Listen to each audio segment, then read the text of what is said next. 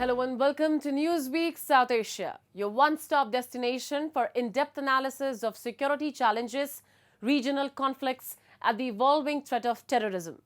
Let's take a look at the headlines first. India slams Pakistan for misusing UN platform to push Kashmir propaganda. Pakistan-backed terrorists neutralized in intense Jammu and Kashmir encounter.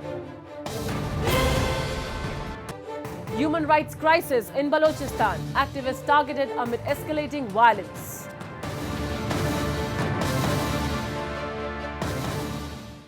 Once again, Pakistan has attempted to misuse an international platform to push its tired and baseless Kashmir propaganda.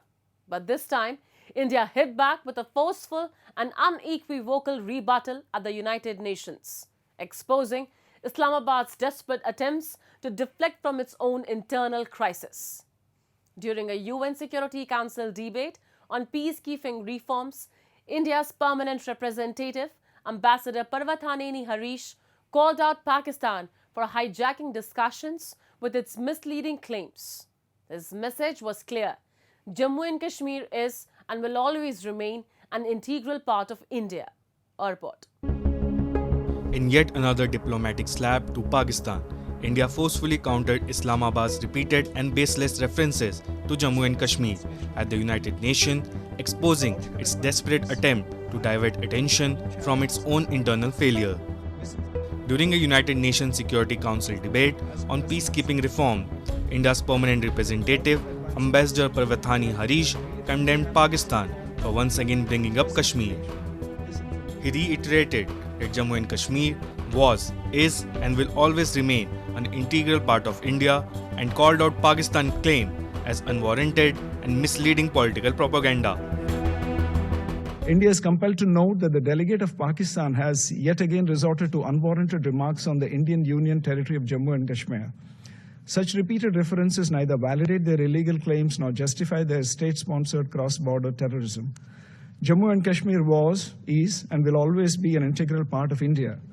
Pakistan continues to illegally occupy the territory of Jammu and Kashmir, which it must vacate. We would advise Pakistan not to try to divert the attention of this forum to drive their parochial and divisive agenda. Ambassador Harish's sharp remarks came in response to comments made by Syed Tariq Fatmi, Special Assistant to Pakistani Prime Minister, who tried to hijack the peacekeeping debate by bringing up the Kashmir issue. India's response was swift and firm, making it clear that Pakistan's constant references to Kashmir serve no purpose other than to mask its own governance failure and widespread human rights violation. Pakistan's diplomatic credibility has taken a severe beating over the years as global power increasingly recognize its Kashmir rhetoric as a hollow and diversionary tactic. While Islamabad continues to peddle falsehood, the world sees through its game. A country plagued by terrorism, economic instability, and minority persecution has no moral standing to lecture others. Hindus and Christians in Pakistan continue to face repression from the state, its institutions, and religious extremist forces. Hindus are the largest religious minority in Pakistan, numbering about 3.8 million or 1.6% of the total population. Due to the rise of extremism, violent incidents against Hindus have increased manifold in the 4 decades. Young Hindu girls are repeatedly kidnapped and forced into marriages with men from the majority community who are often twice their own age and coerced to convert. There are also regular attacks on Hindu temples, and authorities do little to stop such horrendous attacks.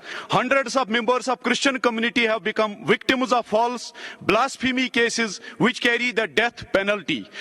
They are also seen as representatives of Western powers and subjected to regular violent attacks by religious extremists. Earlier this year in February, India had similarly dismantled Pakistan's false narrative at the UN Human Rights Council.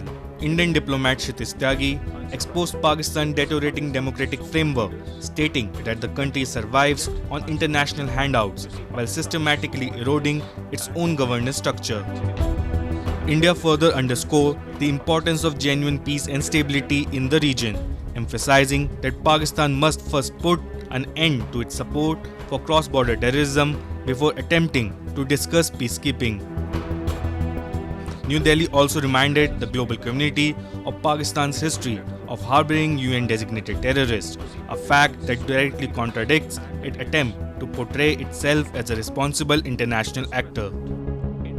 As a country where human rights abuses, persecution of minorities, and systematic erosion of democratic values constitute state policies, and which brazenly harbors UN-sanctioned terrorists, Pakistan is in no position to lecture anyone. Instead of its unhealthy obsession with India, Pakistan should focus on providing actual governance and justice to its own people. While India moves forward with growth and stability, Pakistan continues its downward spiral into chaos. The country is reeling under an economic crisis, with inflation soaring to records high, essential goods becoming unaffordable, and foreign reserves dwindling. Pakistan's heavy reliance on financial bailouts from China and the International Monetary Fund only underscores its failing governance and economic mismanagement. The latest diplomatic showdown at the UN once again highlights the contrast between the two nations. While Pakistan remains fixated on spreading propaganda, India stands as a beacon of stability, democracy, and development. Islamabad's repeated failure on all fronts have only cemented its reputation as a state that thrives on deflection rather than progress.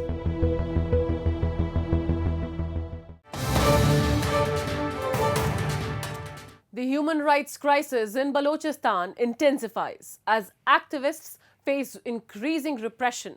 Recently, prominent figures like Mahrang Baloch have been detained in a significant crackdown on dissent, highlighting the ongoing struggle for justice in a region plagued by oppression. Amid this turmoil, Niaz Baloch, speaking at the UN Human Rights Council, condemned the Pakistani state for its systematic attempts to silence political opposition. The international community's growing concern underscores the urgent need for accountability and support for those advocating for human rights in Balochistan. In a stark reminder of the ongoing struggle for human rights in Balochistan, Mahrang Baloch and several other activists have recently been detained in a significant crackdown on dissent. This region, long marked by oppression and violence, continues to witness the relentless efforts of those advocating for justice. Mahrang Baloch, known for her unwavering commitment to exposing the atrocities faced by the Baloch people, has become a prominent voice in highlighting the human rights abuses plaguing her homeland. हम सब फिर यहाँ एक साथ हुए हैं, यकजा हुए हैं। हमारे तंजीम के साथी बीबर्ग बलोच को उनके भाई के हमरा कल रात गुंडागर्द सीटीडी फोर्सेस उठाकर लेकर गए। ना कोई अरेस्ट वारंट पेश किया गया, ना कोई एफआईआर पेश की गई। वही तरीकाकार अपनाया गया है जो हर घर में बलोच के अपनाया जा रहा है। इन तमाम चीज़ों का मकसद यह है कि बलूचिस्तान में फिर से खौफ व हरास फैलाया जाए, बलूचिस्तान में फिर से सियासी अमल पर कदगन लगाई जाए। मगर हम इस रियासत और इसके अदारों को वाजिया करना चाहते हैं। Her detention, along with that of fellow activists, has ignited outrage and concern among human rights advocates, both locally and internationally. Amid the ongoing turmoil in Balochistan, Niaz Baloch, a prominent Baloch activist from Baloch National Movement, recently took the international stage to deliver an account of the human rights crisis in Balochistan. At the UN Human Rights Council session, he condemned the Pakistani state for its systematic oppression aimed at silencing political opposition, underscoring the dire situation faced by activists. I draw this Council's attention to the alarming human rights crisis in Balochistan, where the Pakistani state continues to suppress political dissent and violate fundamental freedoms. Political parties such as Baloch Student Organization Azad and Baloch National Movement face relentless persecution, Their members are arbitrarily detained, harassed and silenced, depriving the Baloch people of their right to peaceful political expression. Extrajudicial killings by state-backed death squads further show this harsh reality. Shahjahan Baloch, the brother of BSO Azad's missing chairman Zaid Baloch, was brutally killed in Nal as part of collective punishment inflicted on Baloch families. These killings, along with enforced appearances, are not isolated incidents, but a deliberate state policy to terrorize the Baloch nation. This climate of fear in Balochistan is further exacerbated by enforced disappearances, which have become a chilling tool of oppression in Pakistan. Activists, intellectuals and medical professionals are increasingly targeted. Among the latest victims are Bibarg Zehri, a Central Committee member of the Baloch Executive Committee, and his brother Hamal, a scientist. Event figures like Niaz Baloch, the vice principal of Bulletin Medical College, have not been spared. These disappearances not only devastate individuals but also tear apart entire families. For instance, over a dozen members of the Kambarani family have vanished without a trace.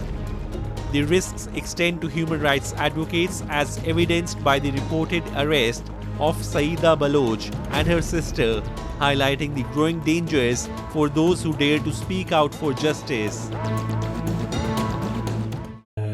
Dr. Mahrang is someone who the Baloch nation fully supports. They are behind her because she is a leader, not an emerging leader, but she has been accepted a leader by the whole Baloch nation. And she actually is a nightmare for the Pakistan. Her struggle is a nightmare for the Pakistani state, and that is why what we are witnessing today is Pakistan is using their old tactics to suppress the voices of Balochistan by, arresting the Baloch leaders, by abducting them, and as we have seen in the past, like the leaders like Ghulam Muhammad Baloch, Zakir Majid Baloch, Zaid Baloch, and many other student and political leaders were abducted. Many of them were killed. Many are still in their dungeons. So now the case of Dr. Mahrang Baloch, Samidin Baloch, and other is same. In Pakistan's poorest province, extrajudicial killings by state-backed death squads have surged, with one of the most alarming cases being the murder of Shahjahan Baloch, brother of Zahid Baloch, the missing chairman of BSO Azad. His killing in Nal exemplifies the collective punishment inflicted on Baloch families. International human rights organizations have condemned these actions and called for independent investigations, but Islamabad dismisses such allegations as propaganda, allowing the cycle of violence and repression in Balochistan to persist unchecked.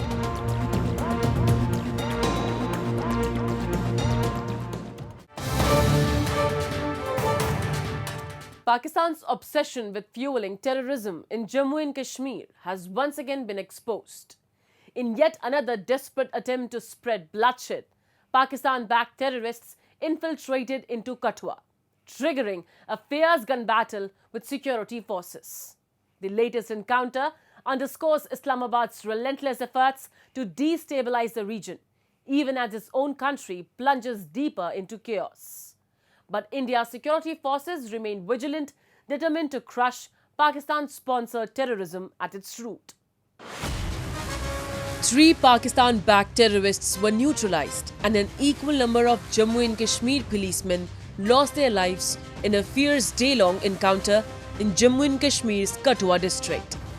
7 others, including a deputy superintendent of police, sustained injuries in the high-intensity gunfight. According to official sources, the slain policemen include a head constable and 2 constables. The gun battle erupted as Jammu and Kashmir police intensified their crackdown on a recently infiltrated terror group believed to be from the Pakistan-based Jaish-e-Mohammed outfit. The encounter is part of a larger, ongoing 4-day counter-terror operation in the region. Indian security forces, including the Army, NSG, BSF, CRPF and police, have launched an all-out assault using advanced surveillance, UAVs and drones to track and eliminate the Pakistani infiltrators. Pakistan ISI has shifted its attempt to do cross-border infiltration. Earlier, it used to be in Kashmir Valley. After Operation All Out and Article 370 was abrogated, infiltration over there has been very difficult for them. Then they slowly shifted their infiltration attempts from the Rajouri Poonch sector, because that sector gave quite a lot of cover by foliage and also ravines and other areas where infiltration could take place and the terrorists could hide. But after the incidents of Dangri and others, the security grid over there also has been strengthened, and now Pakistan thinks it's better for them to start this infiltration from the international border, that is Kathua, Samba sector. Intelligence reports indicate that the terrorists are part of the same group that escaped after an encounter in Hiranagar on March 23rd, having infiltrated from Pakistan through a ravine or a newly constructed tunnel. On March 23rd, local villagers near Sanyal, just 5 kilometers from the border, reported sightings of 5 armed men. The border district of Kathua has emerged as a new hotspot for Pakistani infiltration, becoming a critical entry point for terrorists attempting to spread mayhem in the region. Over the past year, infiltrators have frequently used this route to move towards the higher reaches of Udhampur, Doda and Kishtwar, ultimately aiming to disrupt peace in the Kashmir Valley. The statistics are alarming. In 2024 alone, Jammu region has witnessed a series of terror attacks, resulting in 44 deaths, including 18 security personnel and 13 terrorists. The worst hit districts include Doda, Kathua and Riasi, each recording 9 killings, followed by Kishtwar 5, Udhampur 4, Jammu and Rajouri 3 each and Poonch 2. These figures highlight Pakistan's relentless efforts to destabilize Jammu and Kashmir, even as its own nation grapples with economic collapse and internal strife. They are not bothered. When I say they, means the political class, the army, Pakistan Army and the ISI are not bothered at all about what their common man in Pakistan is facing. Their stampedes are taking place just during ration distribution, where we have seen how people crush old people or women under their feet just to get a bag of flour. We have seen in Pakistan occupied Jammu and Kashmir how people are coming out on the streets and now wanting to merge back with India. And they say that they have been illegally occupied by Pakistan. We have seen what is happening in Balochistan, where the Baloch rebels also want independence, and they say that the Pakistan Army and ISI, which consists mainly of Punjabi Muslims, has dominated them and has also stripped them of their basic rights. So, as far as the economic or other situation of Pakistan is concerned, this ruling class does not bother about it. Despite Pakistan's repeated claims of curbing terrorism, its actions prove otherwise. Terror launchpads along the border remain active, and the Pakistani military continues to provide logistical and intelligence support to terrorists infiltrating into India. The newly discovered infiltration routes and tunnels serve as stark reminders of Pakistan's duplicity and its vested interest in keeping the Kashmir issue alive through violence. However, Indian security forces remain resolute in their commitment to dismantling Pakistan-backed terror networks.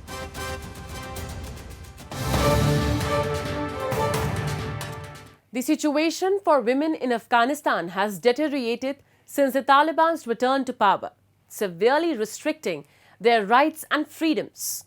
Afghan female athletes, once full of hope and dreams, now face profound isolation and hopelessness. Despite these challenges, they refuse to give up, calling on global athletes for support in their fight for gender equality in sports. Take a look. The situation for women in Afghanistan has reached a critical juncture. Since the Taliban regained control in 2021, countless Afghan women have faced severe restrictions on their rights and freedoms. In a country where education and professional opportunities for women are limited, the plight of female athletes have become particularly poignant. Many have been forced to abandon their dreams and ambitions, hiding from a regime that imposes strict limitations on their existence. Afghan female athletes who are living outside their homeland have made a global plea for unity and support for gender equality in sports, highlighting their struggle under the current regime. If there is one thing that I would request from the athletes all around the world, it would be, it is time that we unite together, and it's time that women support other women. Just as small as a 1-minute video. It won't take much of time and energy, but it would give us a lot of hope, because hope is the greatest weapon that we're carrying with us. And it would give us a lot of inspiration and support, because you guys have a voice to use. And that platform is there to be used. It is there so you can use it to showcase your unity, to showcase that how much you care about the gender-based equality and equity around the world, especially in sports.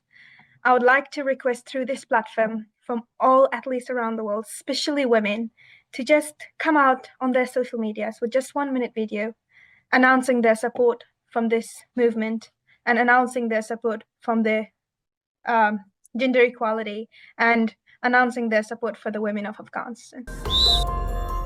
Despite the oppressive circumstances, Afghan female athletes refuse to relinquish their fight. Their message is clear. They seek collaboration and support from the global community, including organizations like FIFA, to ensure that no other nation faces the challenges they have endured. I also want to take this opportunity to mention the resilience, the strength, and amazing unity of our players, that how great, strong human beings they are with all their losses, with the traumas that they have faced, with all the struggles. And Manoj is one of them that I remember. She sent me, when she was escaping from home, she sent me a video of her trophies that she graved in her home, saying that I will come back to my trophies and I will go and save my voice to be the role model and to achieve more trophies for the national team of our country. While many Afghan women have fled the country, those who remain face a bleak reality under the Taliban's rule. Since seizing control, the Taliban has methodically dismantled women's rights. In December 2022, women were banned from universities after previously being barred from secondary education. In May 2022, they were forced to wear full body coverings in public. By November 2022, they were prohibited from entering amusement parks. In July 2023, the Taliban shut down all beauty salons, one of the last public spaces where women could socialize freely. Last year in December, the Taliban government said it will close all national and foreign non-governmental organizations employing women in Afghanistan. International pressure has been mounting against the Taliban's draconian rule. The United Nations and numerous human rights organizations have labeled their actions as gender apartheid, and calls for formal recognition of this crime under international law have intensified. Despite international condemnation, the Taliban has remained defiant, dismissing these allegations and insisting that their interpretation of Islamic law dictates their governance.